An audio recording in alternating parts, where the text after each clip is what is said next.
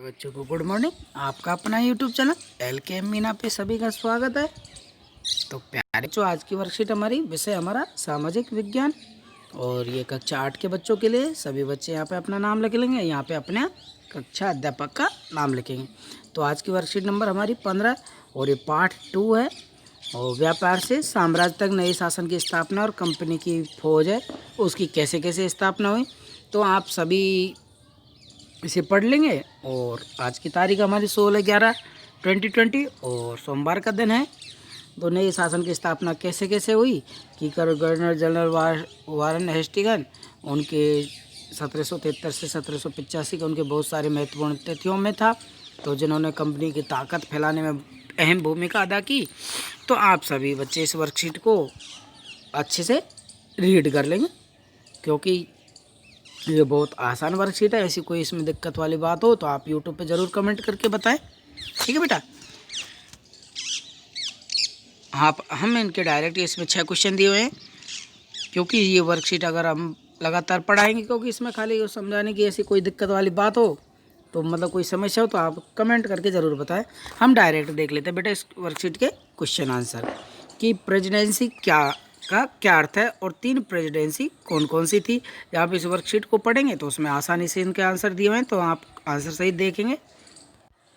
तो पहला क्वेश्चन था हमारा कि प्रेसिडेंसी क्या अर्थ है। तो 3 प्रेसिडेंसी कौन कौन सी। तो ब्रिटिश काल में प्रशासनिक इकाइयों को प्रेसिडेंसी कहा जाता था। तो 3 प्रेसिडेंसी को बंगाल, मद्रास और बम्बई। Okay student.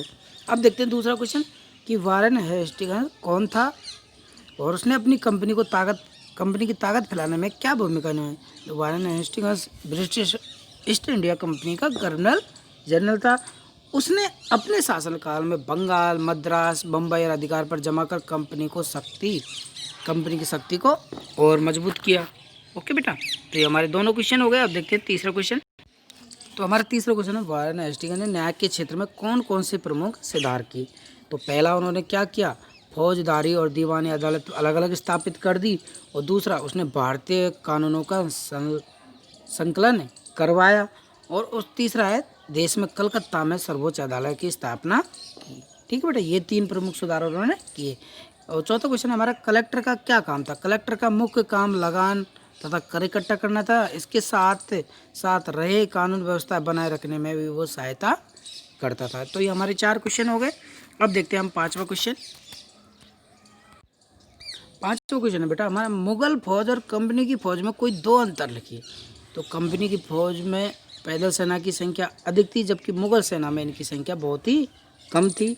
दूसरा क्या है, कंपनी की सेना प्रशिक्षित थी, मतलब उनको प्रशिक्षण दिया जाता था और अनुशासित, जबकि मुगल सेना अधिकांश अप्रशिक्षित थी, मतलब वो अनपढ़ी लोग उसमें शामिल थे। तो ये 2 अंतर हमारे हो गए। अब हमारा 6ठा क्वेश्चन है, सोच कर लिखिए कि भारतीय जनता सिपाही के रूप में कंपनी के लिए क्यों काम करती थी कि उस समय राष्ट्र और राष्ट्रवाद की कोई भावना उन लोगों के मन में नहीं थी और शासक अधिकांश जनता के बीच में लोकप्रिय भी नहीं थे। और भारतीय जनता को अधिक बेहतर वेतन दिया जाता था।